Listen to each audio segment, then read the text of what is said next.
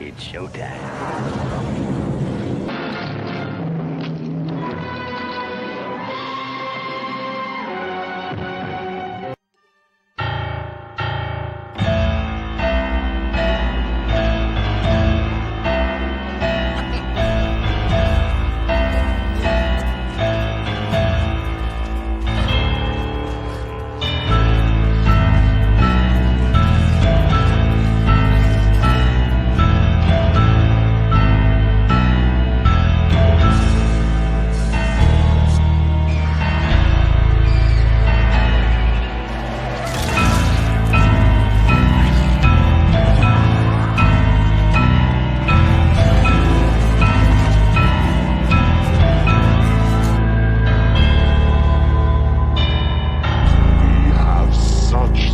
To show you.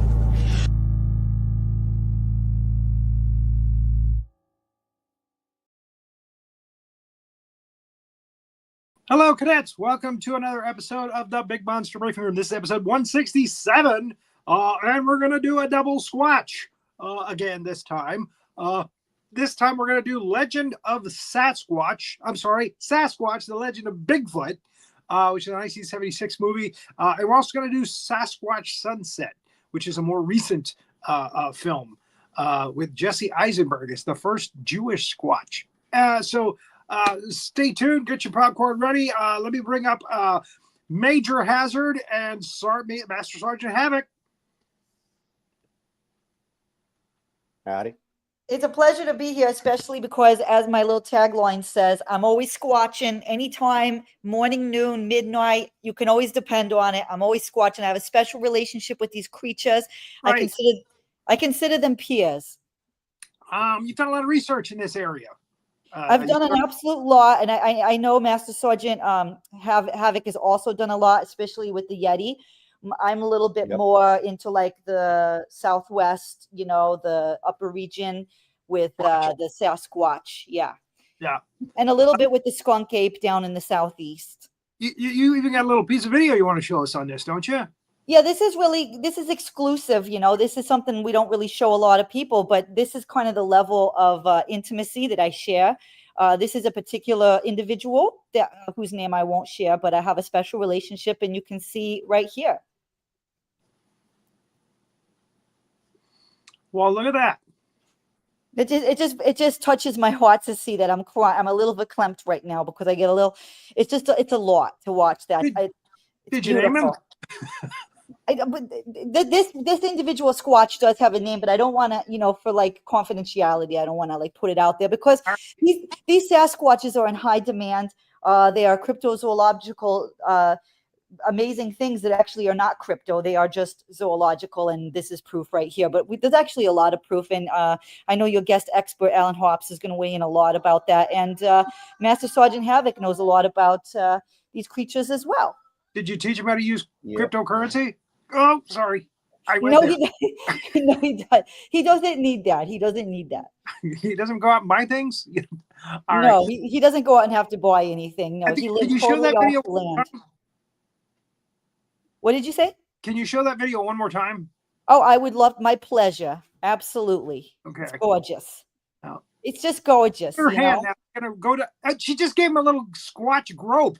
But it's not. Look, it's consensual. If it's consensual, it's not a grope. We don't. Wow. This is consensual. Okay. I wouldn't see a Squatch turning that down. I have permission.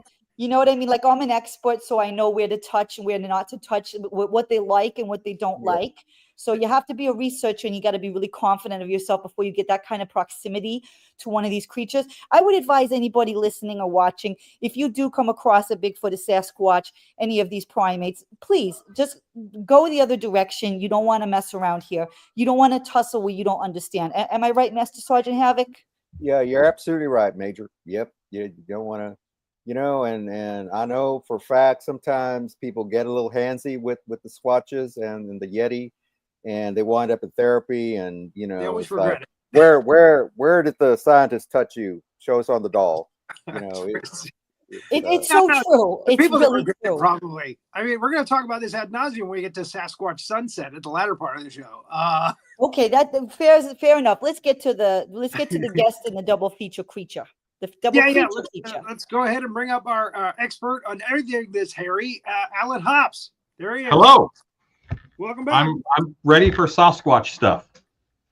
You know, a Great. year ago today, we did the last Sasquatch double feature that we did. We did The Legend of Boggy Creek and Exists. But guys, they did the Blair Witch Project. And I'm going to say I enjoyed both of those.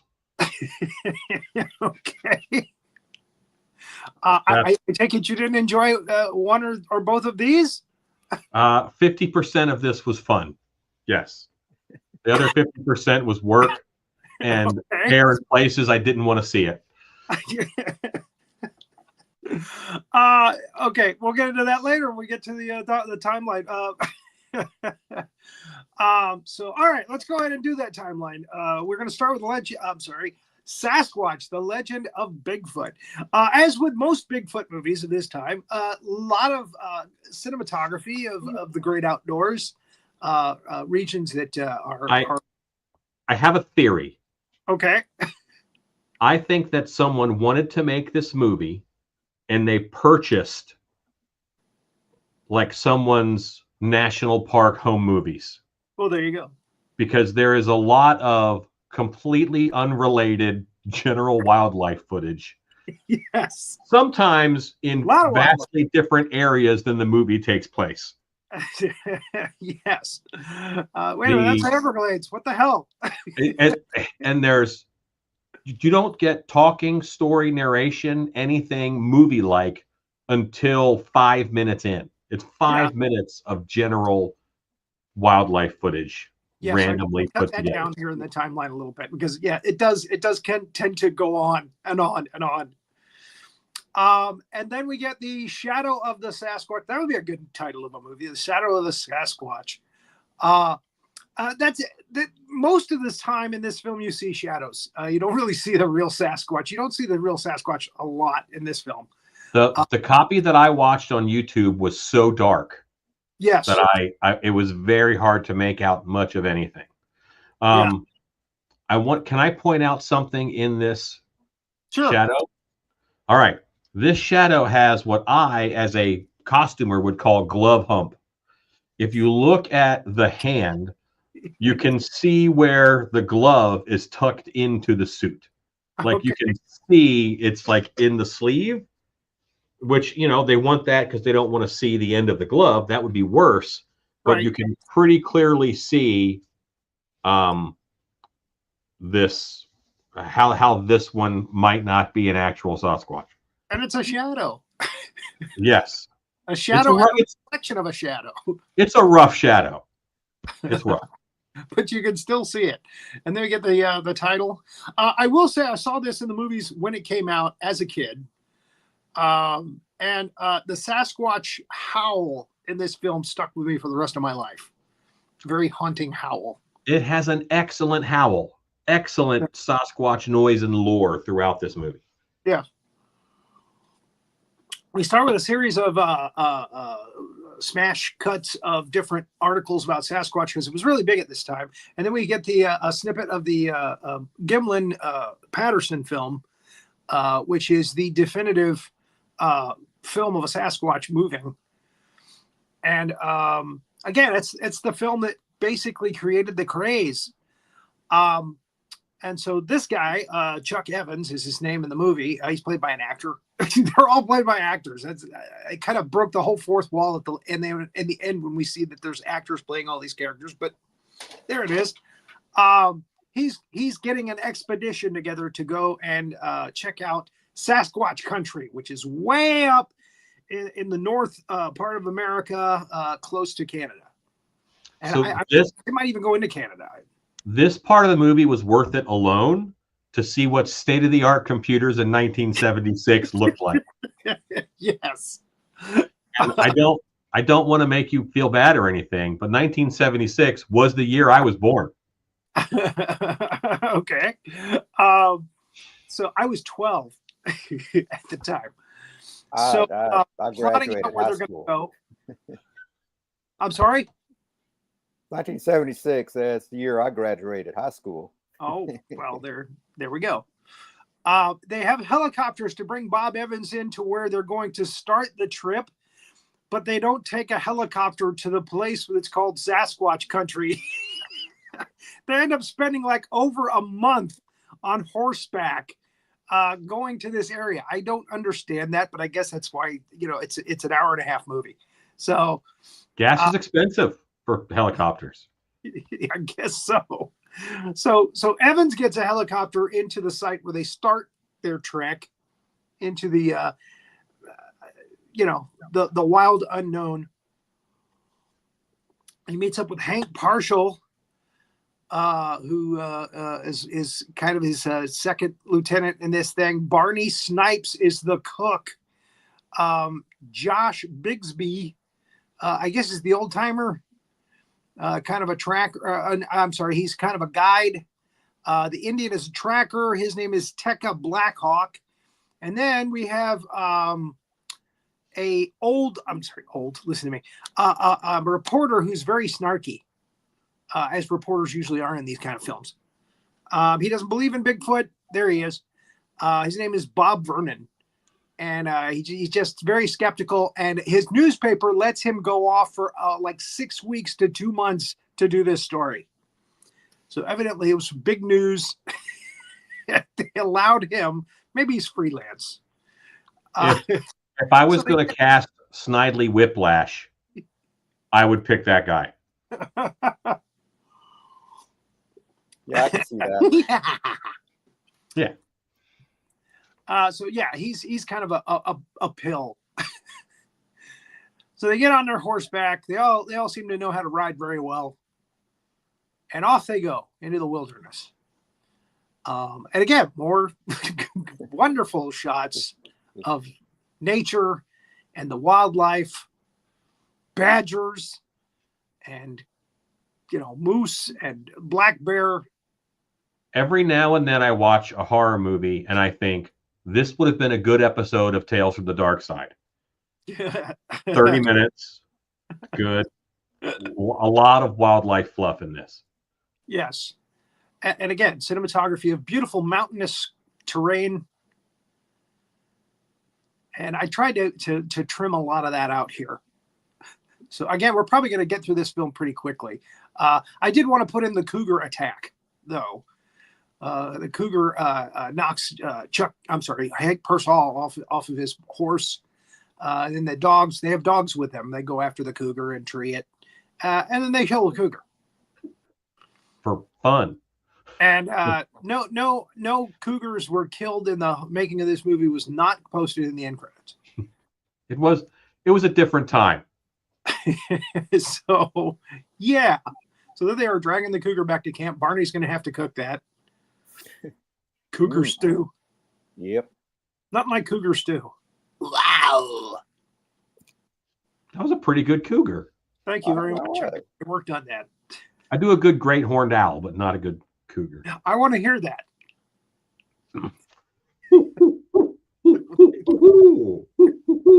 That's perfect. Yeah, that's it.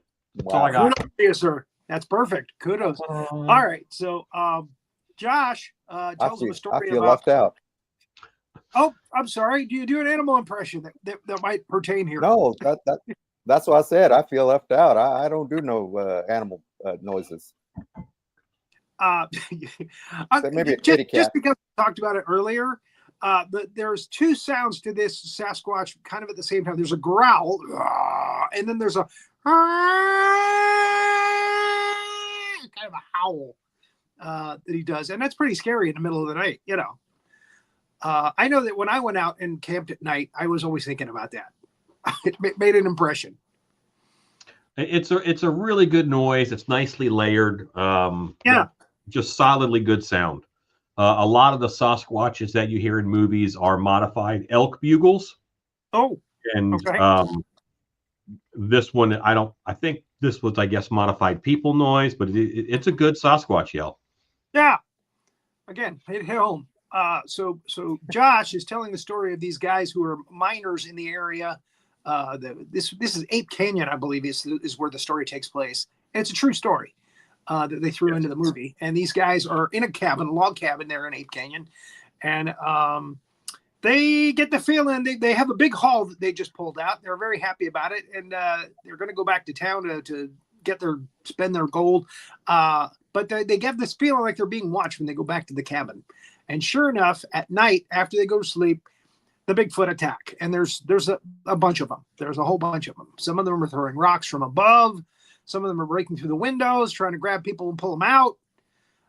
That's about as good as a shot of the Sasquatch as we get in this film. Can you go back to that the Sasquatch there with his hands up? Yes. What I think is happening there, if you ever worn like a sweater that's too long in the sleeves, and you got to like stretch your arms out to get your hands out of the sleeves again, like that's what's happening. You can literally see the sleeve over his hand. And he threw a boulder. Yeah. And they do have some Hollywood boulders in this film that are pretty evidently, made up boulders. But I haven't seen Sasquatch throw a boulder, and that's what I said earlier. There was good lore. There is really the fact that they're referencing Ape Canyon, which is one of the most famous and probably the scariest, second scariest Sasquatch story. But if you look at like all the boulders around that cabin, yes. Can you imagine how terrifying that would be to be under that assault? Yeah. I have an homage to Ape Canyon actually in my haunted house. So there is, yeah. I mean, it's amazing that roof held. That they didn't break in with all the boulders they were throwing down on it. Yeah, but for this movie to have that bit in the lore is pretty excellent. Yeah. So Josh finishes up the story, and they move on. More cinematography, scenery through filters. Then we have some shtick with we have a lot of shtick in this movie with Barney. I skipped a lot of it because it's not that funny. Thank you. This one this is a badger that's stealing food from him. That was actually pretty funny. And Barney goes after him. Josh tells another story of some trappers that are somewhere along this route. Back in the past, they came to this area. They were trapping, and one of them ends up getting killed by a Bigfoot, which is a surprise because usually the Bigfoot don't kill people in stories that we hear. But this guy's brother gets killed, and he hightails it the hell out of there, as anybody probably would. And they found footprints and things. Now, again, they hire a plane to send supplies, but they didn't just fly to the area. And, they could have been there in a day and flown back a day later. Well, it's not the destination, it's the journey. Yep. It's certainly in this film. Apparently, maybe they didn't want to scare the Sasquatch with the noise of the helicopters. I mean, that's a possibility, I guess. That makes sense. Let's do a 6-week trek just so we don't scare them away. Exactly. As if clip clopping into the area. After you pass a dangerous river that almost kills your guys. Yeah, it just didn't make any sense to me. I'm sorry. So yeah, they have to cross this river. It's an Indian river, and it is the I don't know, the barrier between the normal forest and Bigfoot country, as Chuck Evans calls it. We're in the heart of Bigfoot country now. It's where civilization ends. Like that's kind of what they're saying. It's their civilization end. After this, you're on your own. Yeah. But for a month, it's all badgers and bears and cougars. Oh my. Right. So we do get a laugh in the fact that Barney gets hurt in this scene. Because you learn to hate Barney by the end of this film, this training film. He's just too over the top. He's the cook.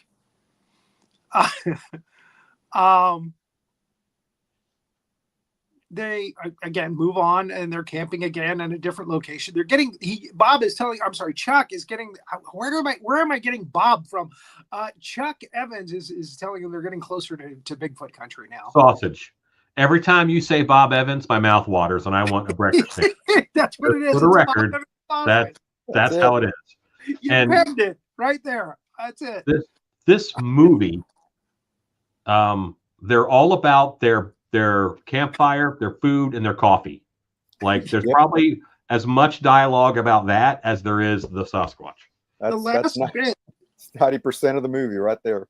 The last bit in this film is Bob Evans turning to Barney and going, "Now that's a good cup of coffee." That's their closing line. Like that's how that's the closing line. Movie. That's the closing line. I know. It's like, you know what? This was a disastrous trip, but that's a good cup of coffee.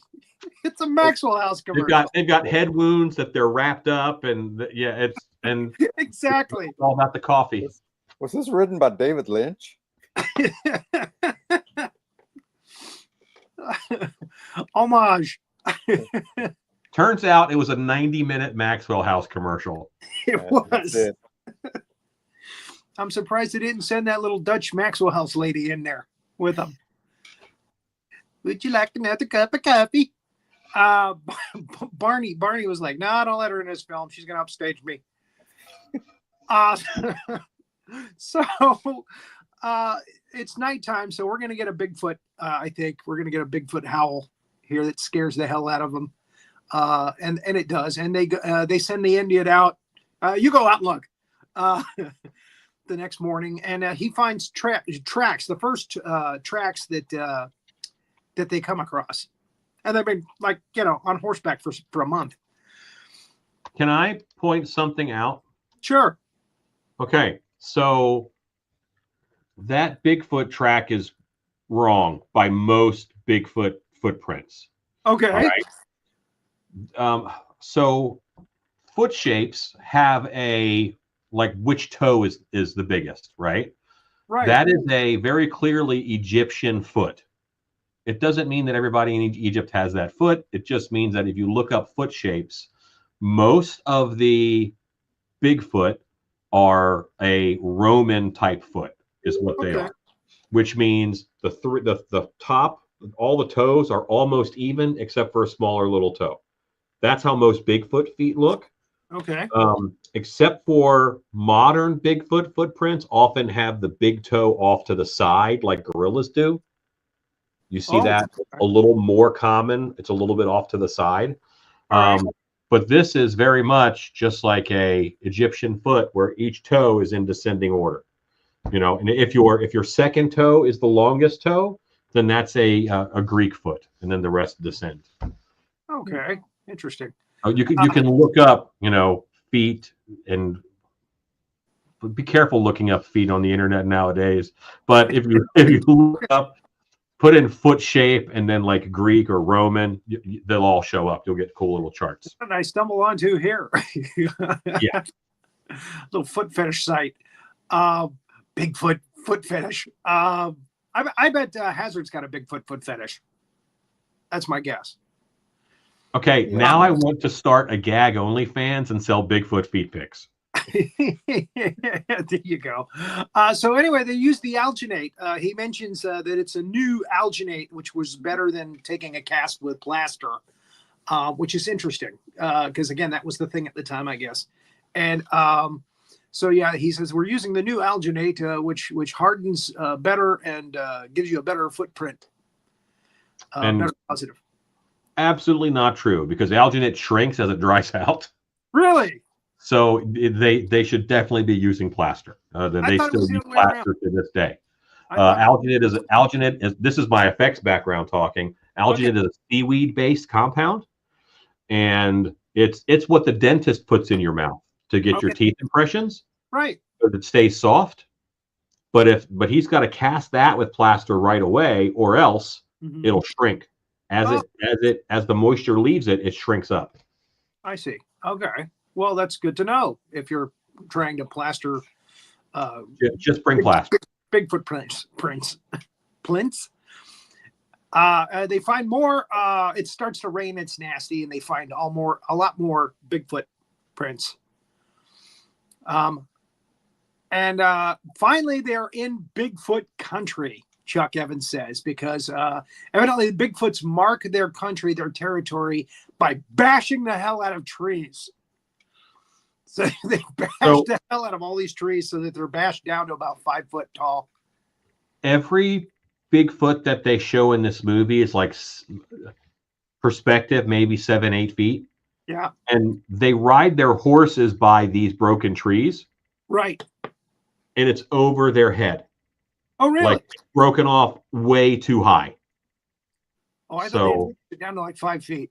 No, that was like 15 feet off the ground. Because on horseback, it's over their head. I remember looking at that. So they jumped and broke the... Look at those prints. Yes. Those are Roman toed prints. They're pretty much straight across. They don't have that same crisp descending order. So different squatches. Yeah, that's right. And one's a foreigner. Yeah. And they're all over the place. So they know they're in Bigfoot country now. So this actually stuck with me too. They set up a wire perimeter around the camp, hooked up to a box. If the wire's broken, a light will light up on the box. And I thought that was pretty impressive. And they set the wires at 5 foot high because they know Bigfoot are usually around 8 to 10 foot. And that's what they're trying to, show in this film. It's pretty interesting. They're getting ready for the night. They're using tranquilizers. They're using like elephant tranquilizer. They're using double the dose. But later on, when they have the attack of the Bigfoots at the camp, they're shooting trees. They don't know where they're shooting. It's in the dark. What the hell do you think you're going to hit? And part of their plan is to put a transmitter on a Bigfoot that they catch. Correct. So they can track it. Right.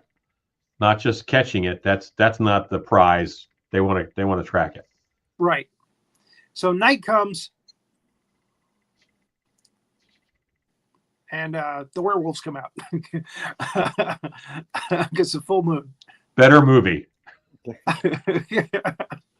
So they send some of the sentries out to the edge of the camp, the perimeter line, to keep an eye out for Bigfoot because they expect that they're going to be visited that night. They're in Bigfoot country, and they're right. And again, we get mostly sounds. And we get a lot of shots, dark shots of like boulders being thrown, tree branches being thrown. Every now and again, you get like a Sasquatch leg moving across from one side to the other. One of the shots here is I actually did a screenshot of the best shot you get of the Bigfoot face here, and it's coming up in a second. It's not good. Is that it? That's it. That's it. That's the best shot of the Bigfoot you get in this film. And so when did Star Wars come out? 67, the next year. Okay. That's a little it's like a little Chewbacca. It's like a pug Wookiee. Yep. The Sasquatch are attacking camp.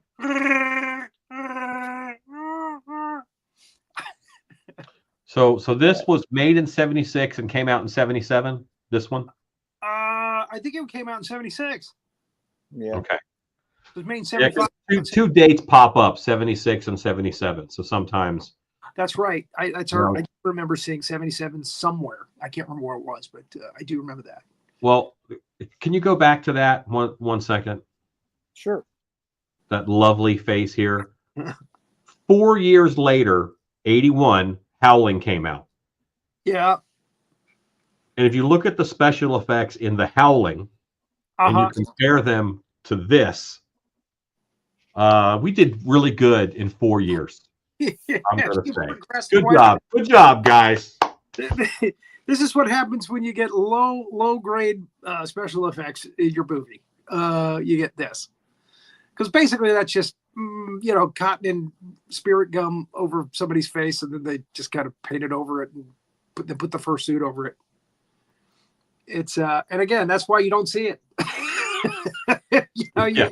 This is what you see right here. This shot right here. It's it, and it's very quick. You have brighter pictures than the copy that I watched on YouTube. Yeah. So they continue to attack. They shatter. I think it's Bob Vernon's leg. They attack. They are savage Sasquatch. These Sasquatch. You don't hear about that a lot with Sasquatch. Usually they kind of avoid people and they're moving away like snakes. Snakes don't really go out of their way to bite people. You know, usually they move away. And if you mess with them, then that's when they bite you. If you F around, you find out. Yes. Remember what I said about glove hump Yes. in the beginning? If you look at this image, you can see where his mask is not tucked in. Uh-oh. And it flares up on his shoulder. And this is not the worst case of that, by the way. There's a movie called Bigfoot versus Sasquatch. I'm sorry, yeah. Bigfoot versus Zombies. I'm sorry. Yes. I have seen that lovely. You can see the back of the costume, like the white T-shirt underneath his costume throughout, like the entire film. Well, this is terrible Bigfoot. Yeah, and you can see that also in the shadow at the very beginning. It's the same. But they're consistent, so that's good. So yeah. But the funny thing is I was usually when I put these two films together, I try to put a bad one and a good one. And this was supposed to be the bad one. This was the good one. But it's flip-flopped in your universe. You didn't want to see all the stuff we're going to talk about in a minute. there's a joy to this cheese. You know, there's a joy to this movie and just how bad it is. It's so bad it's good. To see a 300-pound boulder just roll across the grass and then be stopped by tall grass, like that's always fun. There you go. All right, so the attack stops, and Chuck even says a line saying something to the back, "It's over." Or no, it's the Indian. Tekka says it's over, and they're assured, or you know, Chuck is like, "Hey, they're not coming back. I know it." And the camp is destroyed, and they're not feeling good, and it's time to pack up and go home. Okay, it's time to make that 6-week trek back on horseback home with our tails between our legs. So Bob Vernon is traumatized. Oh no, it was Hank Pershall that got his leg shattered. That's right. There's a scene where during the attack, Bob Vernon keeps cocking his gun and firing it, and there's nothing in it, and he keeps cocking it and firing and cocking it. So you know he's traumatized by the Bigfoot. And they mention that he's shell shocked and traumatized. They say that pretty clearly. Yeah. So Chuck goes over to Barney, and there's the line. It's been terrible, but that's a good cup of coffee. Is it wrong that I want that coat? I'm sure LL Bean probably has one of them. That's a good coat. Or Kabbalah. No. I want the coat that Kurt Russell wears in the Monarch TV show. That's a great coat. Anyway, I digress. That's the coat I want. That's actually got a kind of a nice wool lined look to it, you know. Yeah. Looks cozy. Yep. Yeah. And that's a good cup of coffee, damn it.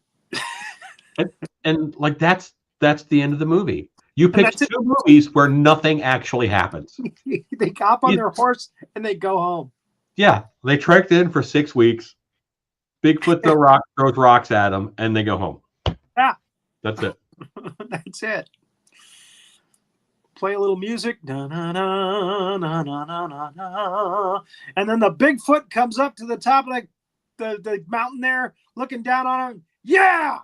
Get the freaking hell out of my neighborhood. He did not skip leg day.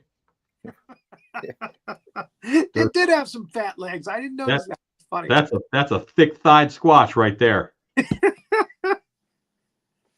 Yep. Has some trunk-like legs, huh? Yeah. Gotta hold that big body up. You need some strong legs for that. Actually, his right leg looks a lot thicker than his left leg. Gorilla suits don't come tapered. Well, in this next film, they have some form for you. And there we break down the fourth wall by telling you, oh, by the way, all these guys are actors. That wasn't really Chuck Evans. That wasn't really Hank. That wasn't Barney. That wasn't Josh. Thanks, guys. And that's the end of Sasquatch, The Legend of Bigfoot, 1976. Sometimes reported as 77. Why I like that? They probably re-released it in some of the drive-in theaters. Yeah. It's 77. I like the lore that they worked in. I like the yell. I like that they made a little bit of a reference to Ape Canyon. When I said that Ape Canyon was the second scariest Bigfoot story, the scariest one I've heard is Albert Ostman, who was kidnapped by the Sasquatch for a length of time. Okay. And I thought that's where the second story was going, because those are kind of the two big Bigfoot stories that are personal and involved and well known, but it veered off into a different direction. Yeah. All right. So the second film is done by a lot of production companies. I wish this wasn't soda, because this movie.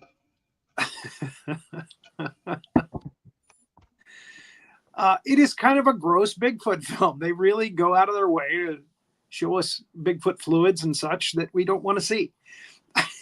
we might need a disclaimer here. Yeah, this show is not for kids, by the way. Just letting you know. Even though I try to keep it clean, I cuss like a sailor sometimes. And again, some of the content here, I mean, we see some Bigfoot penises. More than one. Yes.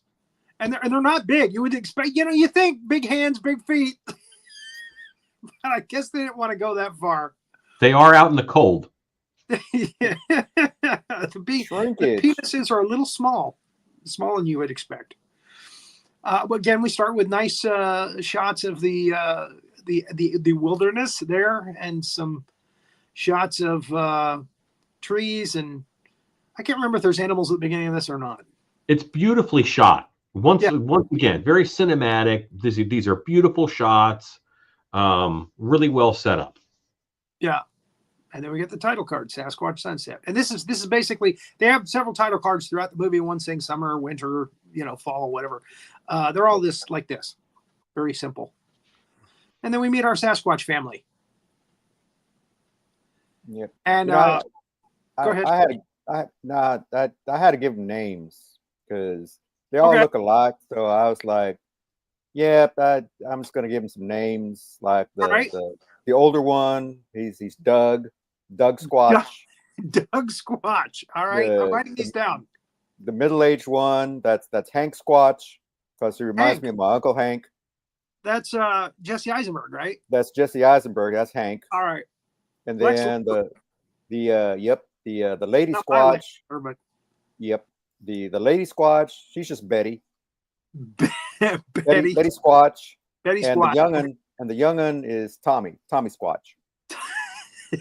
I like Tommy Squatch. Tommy Squatch. Yep. I kind of like Doug too for the name of the Squatch. So okay. Yeah. So that'll just kind of help you keep them straight, because they're all ugly and they all look alike. So just and so I'm trying to be speciesist, but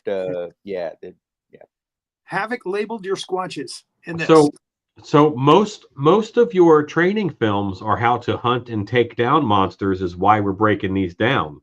Yeah. That's right. I'm sensing that there's more Sasquatch sympathizers for this round. Yes. It's like, if you have a cattle ranch, don't give your cows names. And you went ahead and you named all the Sasquatch. I just want to say.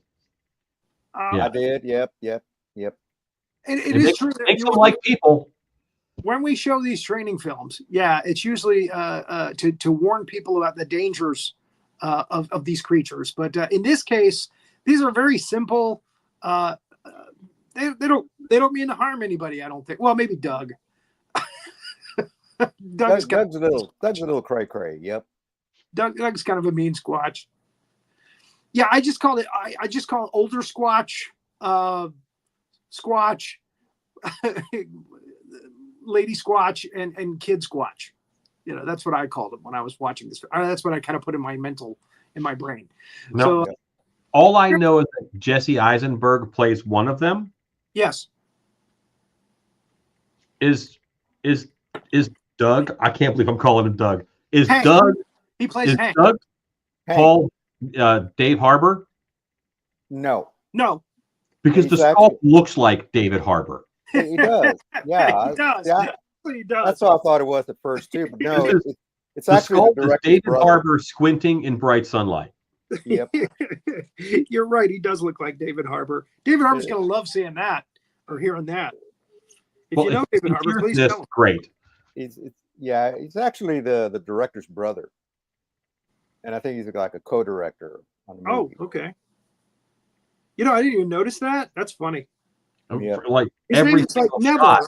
Because they're like the Fowler, the You're cool. Farrellys and They call him Alpha Male. He's Nathan Zellner. You're right. It's one of the filmmakers. I didn't even realize that. That's funny.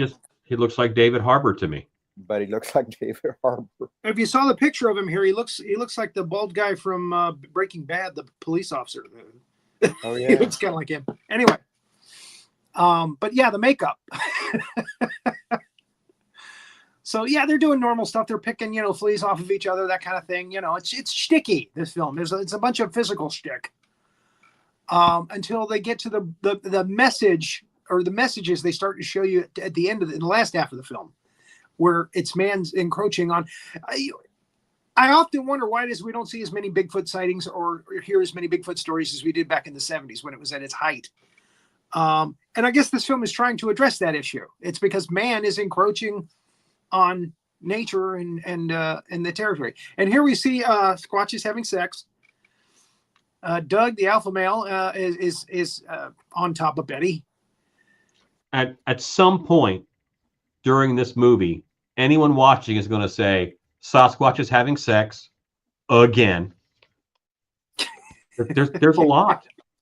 This is like Well, they Ron try a Perlman, lot. Quest for Fire. Was that it? Yeah, Quest for Fire. Yep. Neanderthal sex. A lot of that. Too much. Yeah. It's animal nature. So here they're wiping themselves clean.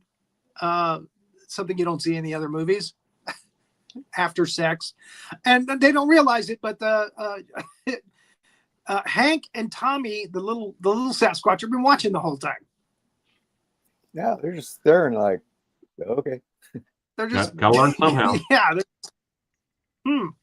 Okay, that's what they're doing. Now, here's something in the film that I really liked, and they do the tree knocks, which evidently Squatches do tree knocks to try to find other Squatches. And that's true. And that's a big point in this film because they do it throughout the film and they never get a response. Yeah. It's a little sad. Yeah. So yeah, again, this is the whole title says it all. It's the sunset of the Sasquatches. It's the last of the Sasquatches, basically. So yeah, I mean, the big shot of the trees, nothing, silent, nothing comes back. So what they do is they bang the trunks of the trees with their sticks. They find a big stick to bang it with, and then they bang it 3 times, then wait, and then bang it a 4th time, and that's their signal. In this film, they make several different kinds of noises. They do like a grunt, like a gorilla kind of grunt thing, but they also do a wah, wah, one of those jobs. They do that a lot. That noise, it's called whooping. Whooping and whistling are also commonly reported Sasquatch sounds. The Ohio Grassman version of Sasquatch, almost exclusively a whooper with that whoop, whoop, whoop, like that noise. Yeah. Yes. So, what are we looking at here? Oh, no, they do the whole shtick with the snapping turtle, and he gets his Oh tongue. yeah. They get to a lake, and then the little one finds Tommy finds a snapping turtle, and it gets his tongue, and the Betty, who we assume is the mother, comforts him and takes the thing off, and they give it over to Jesse Eisenberg, and he holds it up like a telephone, and then he gives it to Doug, and Doug holds it up like a telephone, like, oh, there's nothing happening. Yeah, And that's fine. It. Yeah. And Hank He's got something about he's trying to learn to count, or he's always like counting stuff. You're right. I forgot to mention that. Yeah, that's his thing in the movie. Is he's always trying to count stuff and he always loses count. Yeah. I'm going to step aside for 1 second. I'll be right back. Okay. Right. Yeah, he walks around the vagina wiping scene, and I don't blame him. She wipes herself and then smells it. And this is shtick. She's trying to tell everybody she's pregnant. I guess she doesn't sense it here because she doesn't. She offers her fingers up to the other male squatches later, like, "Hey, I'm pregnant." And again, there's no dialogue in this film whatsoever. The only other film that's done that, I think, is Caveman with Ringo Starr and Barbara Bach and Shelley Long, etc. Yeah.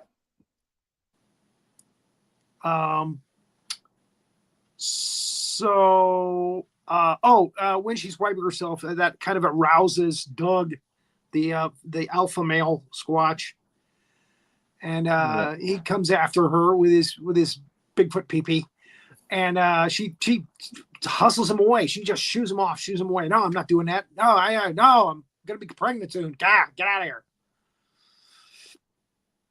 And he's not happy about that. And then we do some more shtick, and he's holding a skunk. Yeah, this is weird. He's like sniffing on a skunk. He's sniffing on a skunk. And this is where they find a bush, right? Yeah, they find some kind of berries or something. Right. And these berries are okay to eat because Jesse Eisenberg's character Hank eats some of them, and then they're all behind him and they're looking at him, and then they go eat some of them. And then Doug looks over and he sees another bush, and it's got some gnarly, nasty looking berries and prickly things on them. And he goes over there and he starts eating these things, and they just look like they're poisonous. They just don't look good at all. Yeah. And he chows down on him. He won't let the others near the plant. And then in the next scene, they show them lounging around in the woods there, or in the field there, and he's completely passed out by his bush. But he's alive. I think that's supposed to be Jimson weed, because they have those ugly berries. Yes. That opens up like that, and Jimson weed is a hallucinogenic. It's a hallucinogenic. Yeah. Okay. Because that's what I figured. Because he gets sick. He vomits. We see Sasquatch vomit, and it looks like he's kind of hallucinating when he comes across. There he comes across them making the lean-to. Sasquatches make a lean-to, and he wants to have sex again. And they shoo him off. This time they just tell him, "Get the hell out of here! Just get away, go," and he has to leave. Yeah. And that's the thing about one of the things, like they're smart enough to know how to make a shelter, to make a lean-to, right? But as far as any other kind of technology, there's like, nope, they don't know nothing about that. They know how to make a house. What troops of guerrillas do is they will move to find food, and then right when they stop, they make beds. They will break vegetation, and if there's leopards in the area, then they make them in trees, and if there isn't, then they make them on the ground. So this is large ape behavior of making yourself a little structure to sleep and bed down in. Right, and they're smart enough to tear it down when they're done with it, so that people to hide it. Yeah, people don't find it. And gorillas don't do that, because the way you count how many gorillas there are is you count their nests. Yeah. So Doug again goes off. Oh no, he sees a piece of tree with a hole in it, and he's going to do that instead of doing Betty. And they think that's disgusting. That's when they shoo him away. They think that's disgusting. They shoo him away. Sasquatch American Pie. Exactly. Like the caliber of the body humor in this, I guess. Yes. It's like Tom Green made a Bigfoot movie. Yeah. Yes, indeed. So they shoo him off, And he gets sick. He's throwing up, and he's, purging himself of some of the toxin. And then he looks over and he sees something. It's down in a little cave, and it's a cougar. It's a mountain lion. So he, of course, is still on the hallucinogen. So he's feeling powerful and mighty, and he's, yelling and screaming at it. And this is not going to end well. We know it's not going to end well. So they do the knock again, but this is out in a field now. This time they knock 2 pieces of wood together. And again, they do the 3 knocks and then the 1 knock, and nothing. They don't get any answer back. And then, this is Tommy's little bit. He likes to talk to his hand. He has a little hand puppet that he does, and he talks to himself. This the funniest part. It's like doing this whole Senor Wences thing, and it's like, what? And it's kind of a premonition kind of thing. I think it's like his 6th sense. Yeah. He realizes that Doug is in danger, so he goes looking for him, and he comes across Doug's body, and a cougar's eating on it. He goes and he gets the others, and they come by, and they're flinging poo and stuff at the cougar to get it to go, and it leaves finally. But yeah, he's been chowing down on Doug for a while. So we find out here that they know how to bury their own, dig a hole, bury it, tap it down hard so that people don't find it. And they make little Blair Witch kind of things they put down on the grave. So it's very ceremonial for Squatch. I thought that this was kind of well done. There's a funny thing where you almost never see a bear's body in the woods. Like you don't see dead bear, You don't find bear bones. Yeah, it's very rare that you would find bare bones unless it was really fresh. And that's one of the arguments for, well, you don't see any Bigfoot bodies, and you should. Something is going on with the bodies, Yeah. Not sure. It's very dark here. Oh, those the you call them the Blair Witch little stick things that they. Oh, the stick things. Yeah. Okay. Yep. All right. Yeah, I see them now. Little woven grass bits. Yeah. It's just the. So this is a shot they actually used for one of the posters where they're looking out over the vast expanse wilderness, the 3 that are left. And this is the beginning of their journey. Summer. They get to this is disgusting. They get to a river, and he pulls up a salmon, and they are squeezing the eggs out of the bottom of the salmon into their mouths. It's pretty gross. Yeah. And oh my goodness. What the hell? Oh, yeah. Hank's like rubbing on this mossy tree, and he gets all kind of excited. Oh, that's right. He goes after Betty, and she fends him off as well because she knows she's pregnant now. So yep. But he has a bouquet. They have a kind of a Klingon hump on their head. That's a kind of a weird thing about this particular creature makeup. Yeah. I'm not sure what that's all about, but well, most apes, gorillas have a cranial ridge. Yeah. And that's what their jaw muscles will attach to. And that's why there's that big hump. That's actually jaw muscle up there. Oh man. Because they crack bamboo with their teeth, and they crack all these different trees and stuff. Okay. So skull wise, it kind of makes sense. Okay. What are we seeing here? There's a red X on that tree, like it's scheduled to be cut down. Yeah. Yeah. This is actually the first sign that we get that man is encroaching on their territory. Yep. So there's a big red X there, and what's funny about this scene is they never touch the red X; they just touch the tree around it.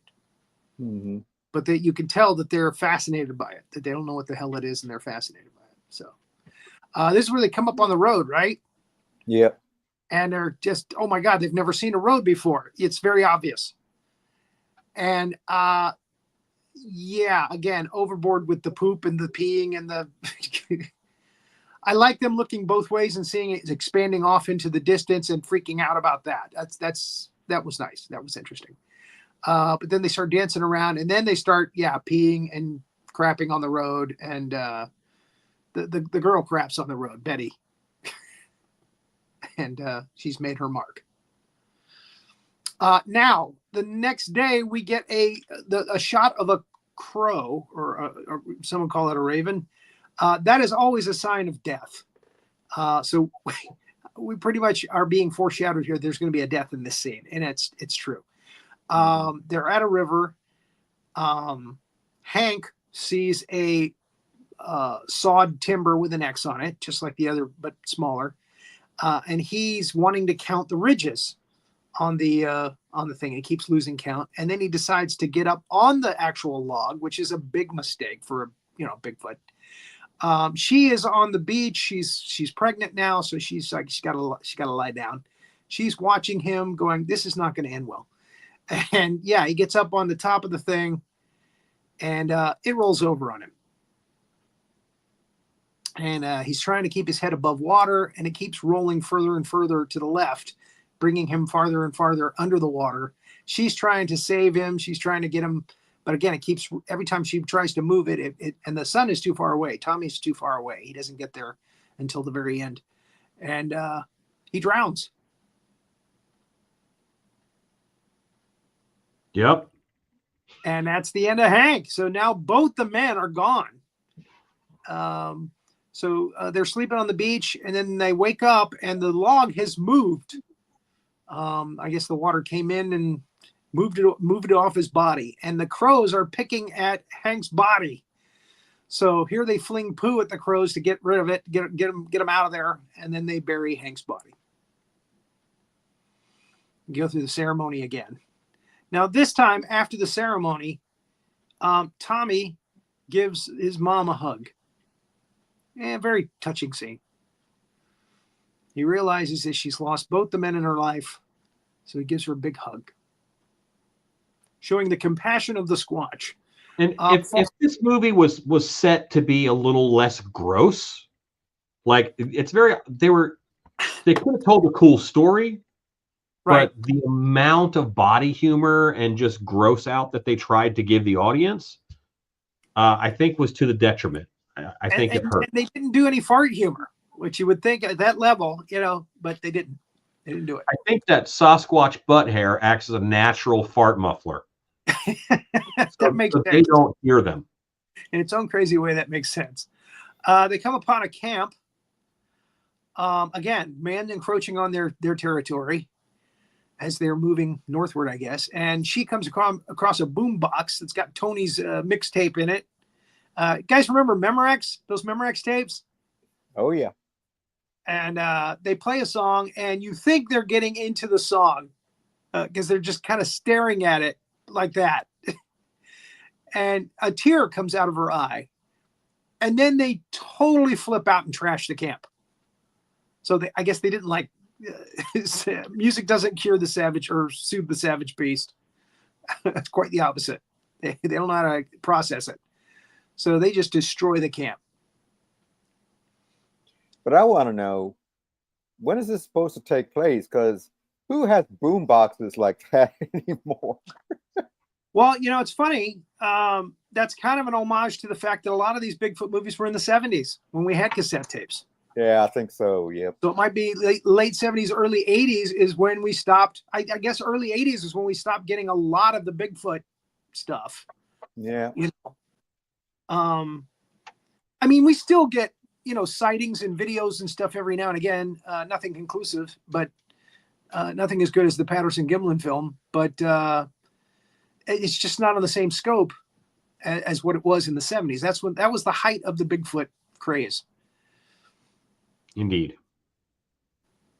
And they needed an excuse to get some music in here too. I think that's the other thing. I guess. What's on the left there? Oh, she finds a compass as a mirror, and she sees herself in the mirror. Right. She looks into the compass mirror and doesn't like that either.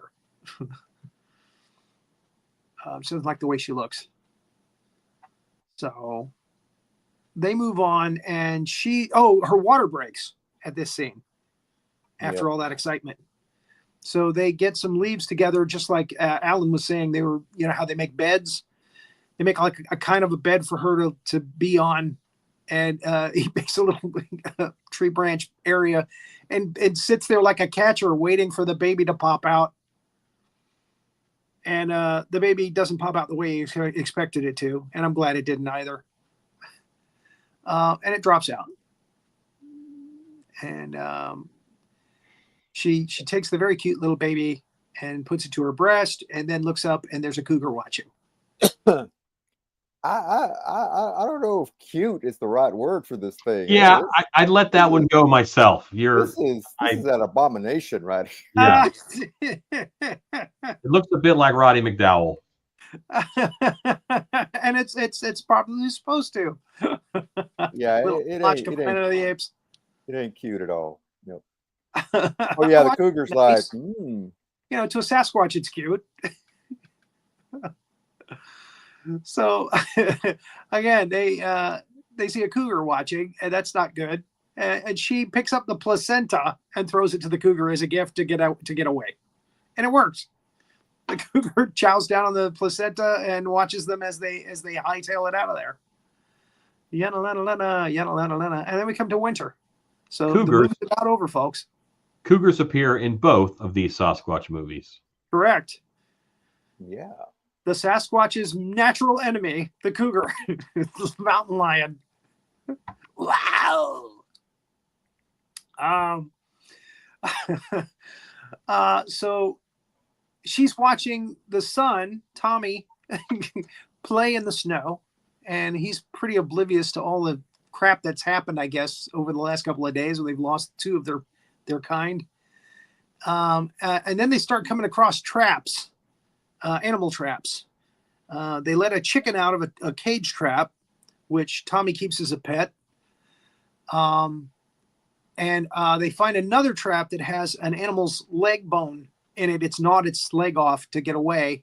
And she realizes what it is. It's a trap. And meanwhile, Tommy is playing with another trap. He's putting the chicken down on the trap thing.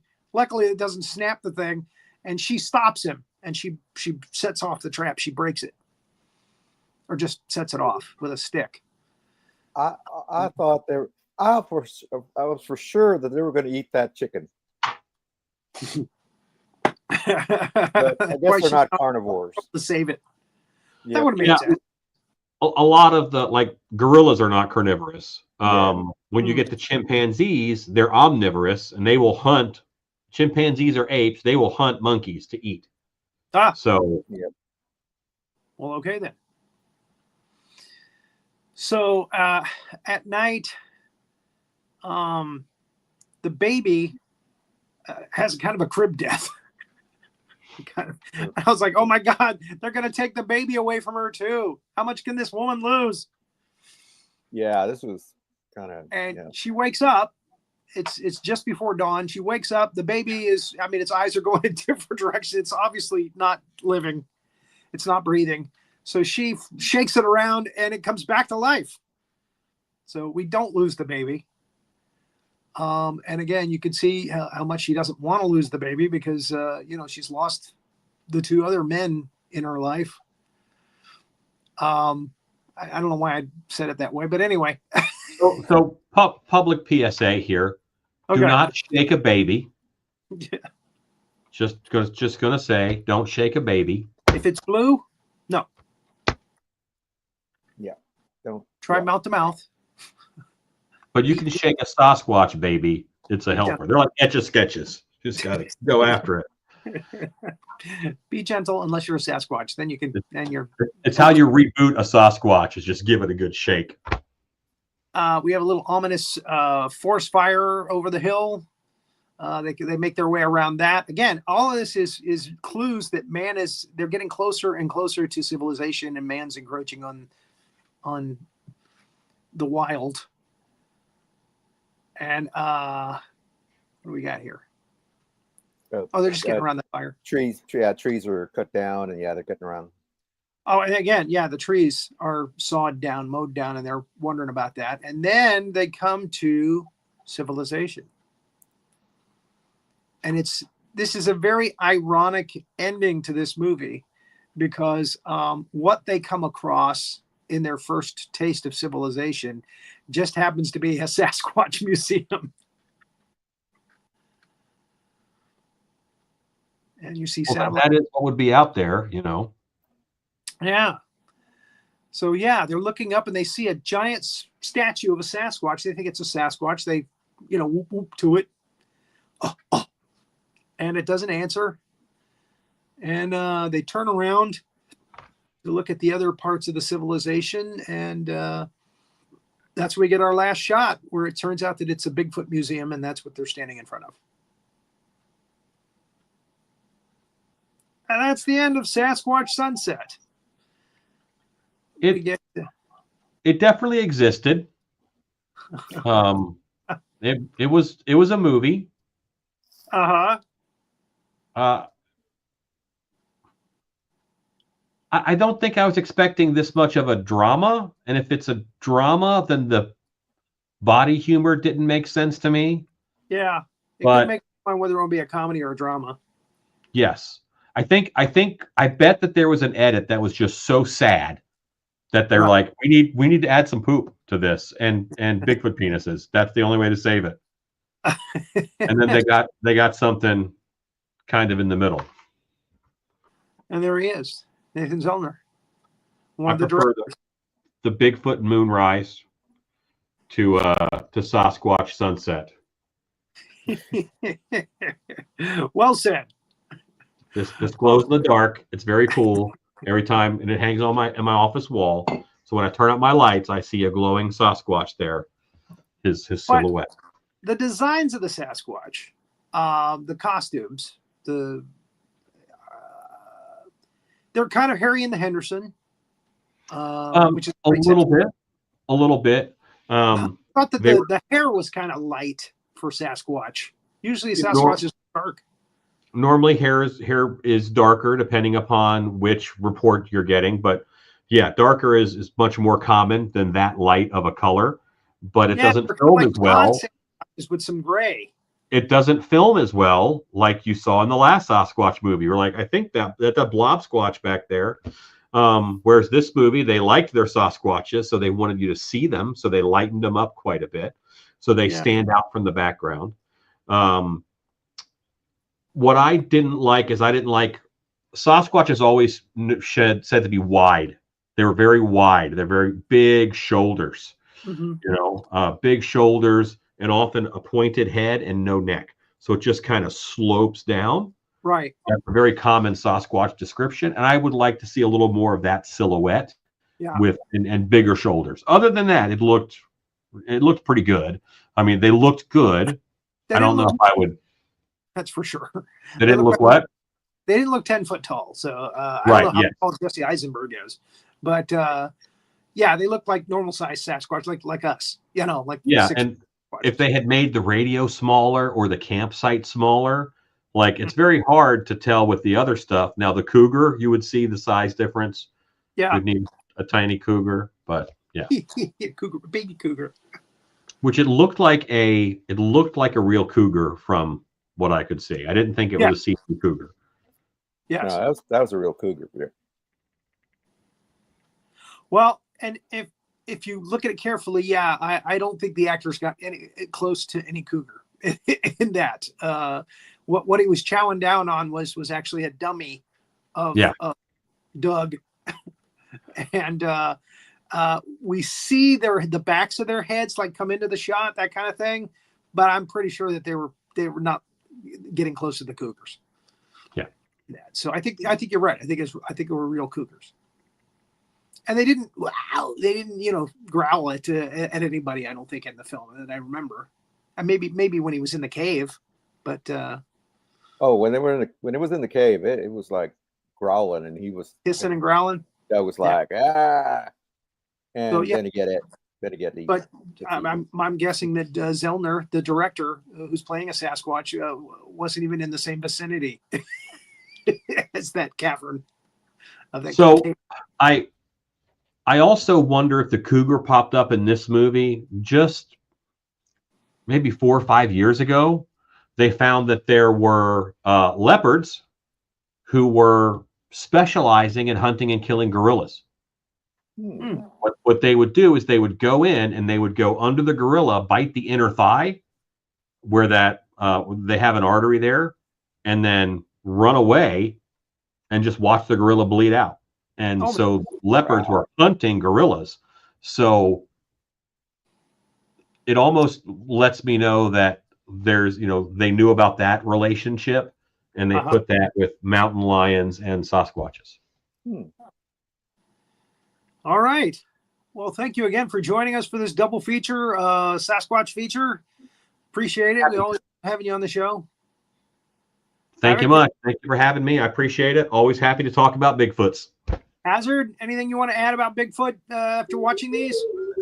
I think we got it all. I was a little verklempt because it was very emotional for me to see, them in their native habitat and the loving way that they can be. So, we just want to make sure we respect them and respect their habitat and don't trot on them. Or, sometimes humans, when we come in contact with other species, we do more harm than good. So that's the only thing I would say. So, they're pretty much harmless. They don't really come in and, do anything to us directly, intentionally. I think that everybody should follow your advice from the beginning, where you would not reveal the name of the Sasquatch. Thank you for recognizing that. Do not dox your Squatch. Let them be secretive, and treat it like a fishing hole. Don't tell anybody about it if it's a good one.